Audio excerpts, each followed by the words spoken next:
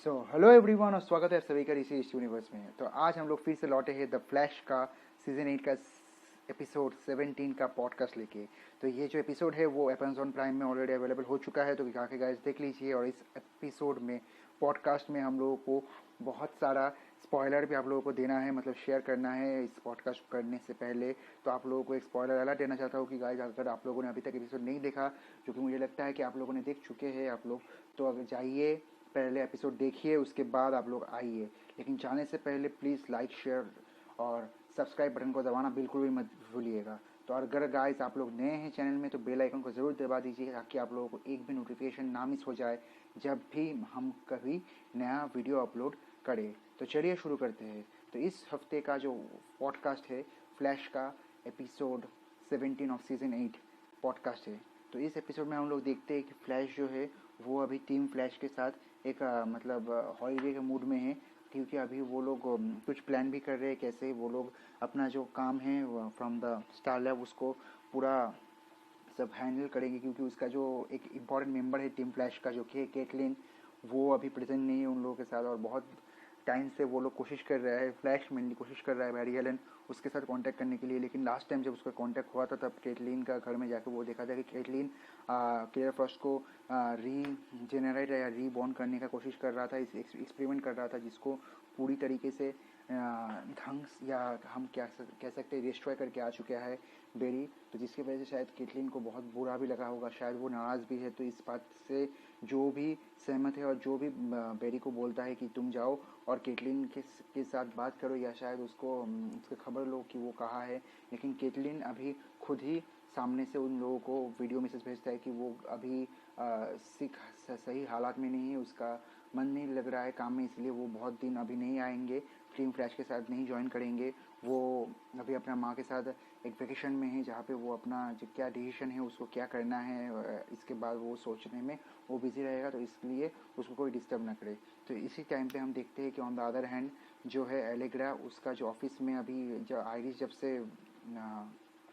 Iris को जब से इनविजिबल हो चुका है आइरिस, जब से आइरिस यहाँ पे मौजूद नहीं है, तब से एलेग्रा एक्टिंग बॉस है सीसीसी मीडिया का। तो वहाँ पे वो अपना जो थीसिस है और जितना भी पॉडकास्ट या जितने भी स्टोरीज है, कंटेंट है, उस सबको एडिट में और कंटेंट को प्रिंट में लगा हुआ है, जहाँ पे वो कुछ नया कंटेंट ढूंढ रहा है जिसके बारे में वो लिख सकता है। यहाँ पे उसको एक नया मतलब क्लू मिलता है, सोर्स मिलता है, जो कि है एक पुराना क्रिमिनल, और जो कि एक गैंग है, उस गैंग के साथ जुड़ा हुआ था। उस गैंग का नाम मुझे अभी तक याद नहीं आ रहा है उतना। अगर आप लोग वीडियो देख रहे हैं आफ्टर वॉचिंग द एपिसोड तो आप लोगों को ज़रूर याद होगा वो उस गैंग का नाम। और तो आप लोग ज़रूर क्या मतलब समझ जाएंगे मैं किस गैंग का बात कर रहा हूँ, जिस गैंग में एलेग्रा खुद भी था एक टाइम का मेंबर, और उसके साथ उसका जो बहन था, मतलब बड़ा बहन था उसका, वो भी उस गैंग का ही मेंबर था, जिसको हम लोग अल्ट्रावायलेट के नाम से जानते हैं। तो यही गैंग का जो है वो अभी पहले वो लोग सिर्फ रॉबरी और बर्गलरी में मतलब सीमित था, और अभी वो लोग जो है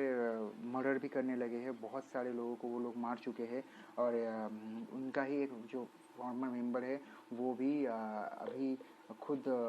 इस बात की मतलब जानकारी देने को आया है एलेग्रा के पास, वो भी जिटर्स में। और जहाँ वो आया है वहाँ पे ही मतलब जो गैंग है उसका कुछ स्पाई वहाँ पे घूम रहे थे, और उसको वो जब देखा कि वो आके एलेग्रा के साथ अपना इंफॉर्मेशन शेयर कर रहा है, कॉन्फिडेंशियल इंफॉर्मेशन, तब वो जाके वो गैंग का लीडर को बता देता है। और गैंग का लीडर सब मिलकर प्लान करते हैं, जो कि डॉक्टर लाइट है एक तरफ, और एक तरफ एक शायद और एक लड़की है जिसका नाम मुझे नहीं पता है, जिसका पावर है कि फेस टू करना और as a speed of light में ट्रैवल करना। वो दोनों साथ में आते हैं उस लड़की को मारने के लिए, और एलेग्रा से अपना जो इन्फॉर्मेशन है उसको भी ले जाने के लिए, उसका वो माइंड वाइप आउट करने के लिए। लेकिन जब वो लोग आता है तब ये बात उससे पहले ही एलेग्रा को पता चल जाता है कि एलेग्रा उस जो लड़की है मतलब मतलब जो सोर्स है उसको वो प्रोटेक्शन देने के लिए वो उसको अपने साथ में सीसीसी मीडिया में लेके आते हैं, और वहाँ पे वो सेफ रखने की कोशिश करता है। जहाँ पे ऑन द अदर हैंड हम लोग देखते हैं कि बैरी अभी यहाँ पे नहीं है, बैरी और एक मिशन में कहीं दूर गया है। लेकिन इस टाइम पे हम लोग देखते हैं कि एलेग्रा जो है बैरी को अभी एक क्लू भी मिला है कि शायद एक स्पीड स्टार नया आया है जिसके वजह से जो एक इंसिडेंट और एक्सीडेंट या शायद कुछ बर्नआउट हो गया है। तो इस बर्नआउट के इवेंट में बैरी पहुंचने से पहले ही जो कोई आके वो जो वहाँ पे जो आग फैला था उसको भी रोक के चला गया है। तो बैरी को अभी लग रहा है कि कोई नया स्पीड स्टार आया सेंट्रल सिटी में, उसके बारे में जानने के लिए बैरी कॉन्फ्यूज़ है कि ये कौन है, क्या ये रिवर्स फ्लैश भी हो सकता है। तो वो जानने के लिए वो जाता है स्वांगलू की आर्गस वांगलू नाम का जो आइलैंड है, जो कि एरो का फेमस एक आइलैंड है, उसका जो आर्गस फैसिलिटी सेंटर है जहाँ पे वो लोग अभी रिवर्स फ्लैश को कैद करके रखा है, उसके पास जाता है। तो रिवर्स फ्लैश के साथ वहाँ पे उसका एक कॉन्फ्रंटेशन होता है जहाँ पे रिवर्स फ्लैश उसको बोलता है कि तुमको बैरी लगता है कि तुम्हारे तरह ही कोई आया है नया स्पीड स्टार और तुम ऐसे सोच रहे हो कि वो एक विलन है। ये भी तो हो सकता है कि ये तुम्हारी तरह ही वो उसको अभी पहले तुम जब स्पीड स्टार बने थे उससे ही उसको भी अभी अपना पावर कंट्रोल में नहीं करने आता है, इसलिए शायद एक एक्सीडेंट की तरह से वो बर्नआउट या शायद वो ब्लास्ट हो चुका था, जिसको वो खुद ने अपने आप से अपना जो मतलब एक्सीडेंट है उसको छुपाने के लिए वो खुद ही आके पहले तुमसे पहले वहाँ पे पहुँच के वो बर्नआउट को रोक दिया है। तो ये बात जानने के बाद बैरी को भी लगता है शायद हाँ ये हो सकता है। तो वो फ्लैश मतलब सेंट्रल सिटी में लौट के आता है। लेकिन ऑन द अदर हैंड जब ये सब हो रहा था तब यहाँ पे एलेग्रा जो है उसको वो इसके ऊपर और सीसीटीवी मीडिया के ऊपर जो गैंग है वो सब डॉक्टर लाइट के अंदर में अटैक कर देते हैं। लेकिन वहाँ पे चेस्टर मतलब होता है और चेस्टर की मतलब क्या बोले with Chester's intelligence they protect themselves. और चेस्टर वहाँ का जो एक एनर्जी शील्ड है जिससे कोई भी टेलीपोर्ट या ट्रांसपोर्ट या फेस थ्रू नहीं कर सकते, उसको शील्ड को ऑन कर देता है जैसे मीडिया का चारों ओर, ताकि वो कोई भी अंदर नहीं घुस सकता। लेकिन जो विलन है वो अभी अपना हार मारने वाले में से नहीं होता है। डॉक्टर लाइट और शायद जो होता है स्पीड मेटा वो आता है और वो अटैक करने की कोशिश करता है और जो एनर्जी फोर्स शील्ड क्रिएट किया गया है उसको दबाने की कोशिश करता है। तो इस टाइम पे जब है तो बाकी जो मेंबर होते हैं सीसीटीवी मीडिया का जो कि नॉर्मल ह्यूमंस है उनको सबको लगता है कि ये एलेग्रा जो है वो इतने जब बात इस गैंग के बारे में कैसे जानता है और क्यों ये वो गैंग का ही एक मेंबर जो अभी एक मतलब सोर्स बन चुका है, तो उसको क्यों इतना प्रोटेक्ट कर रहा है। तब एक जो मेंबर है मतलब सीसीटीवी मीडिया का जो एक और एक को वर्कर है एलेग्रा का, वही बोलता है कि उसका रिसर्च के अनुसार एलेग्रा भी इस गैंग का मेंबर है और वो ये बात जानता है। तो ये सब के सामने वो रख देता है कि एलेग्रा भी एक टाइम पे क्रिमिनल था और अभी अपना लाइफ को सुधारने के लिए वो सीसीटीवी मीडिया में as a head editor in chief का जॉब कर रहा है अंडर आइरिस। तो ये बात सुन के सब जो है सब अपना ट्रस्ट मतलब खो देते हैं एलेग्रा के ऊपर कि एलेग्रा उन लोगों से इतनी देर तक क्यों झूठ बोलता आया है, कभी अपना आइडेंटिटी क्यों रिवील नहीं किया। लेकिन एलेग्रा को अभी इस टाइम पे अपने आप को और सबको बचाना था, इसलिए एलेग्रा अपना जो पावर है वो अभी सबके सामने अगर नहीं भी दिखाए तो भी प्रॉब्लम है, अगर दिखाए तो भी प्रॉब्लम है। इसी टाइम पे जो होता है जो फोर्स फील्ड था उसको तोड़ देता है डॉक्टर लाइट ने और जो दो सुपर विलेंस है जो लड़कियां है उस गैंग का मेंबर वो दोनों अंदर आ जाती है। तब बाकी सबको बचाने के लिए एलेग्रा को बाई फोर्स अपना पावर यूज़ करना पड़ता है जो कि एक अल्ट्रावायलेट फोर्स पावर है जो कि सुपर मतलब चार्ज और super light super luminous power है। उसको यूज़ करके एलेग्रा उस टाइम के लिए सब जो दोनों विलेन हैं उन लोगों को बचा लेता है। और विलेंस भी वहाँ पे जब अपना पावर के सामने एलेग्रा का पावर देखता है तो समझ जाता है कि वो उसको एलेग्रा को वो लोग फेस नहीं कर सकते, तो वहाँ से वो लोग भाग जाते हैं। लेकिन इस टाइम पे जब ये बिल्डिंग में ये सब हो रहा था तब एलेग्रा फ्लैश को मतलब बुलाने की कोशिश भी किया, लेकिन वो बुला नहीं सका क्योंकि फ्लैश तक उसका कॉल ही नहीं जा रहा था। पूरा बिल्डिंग ये लोगों ने जैमर के साथ लॉक कर दिया था ताकि कोई टेलीफोन सिग्नल या कोई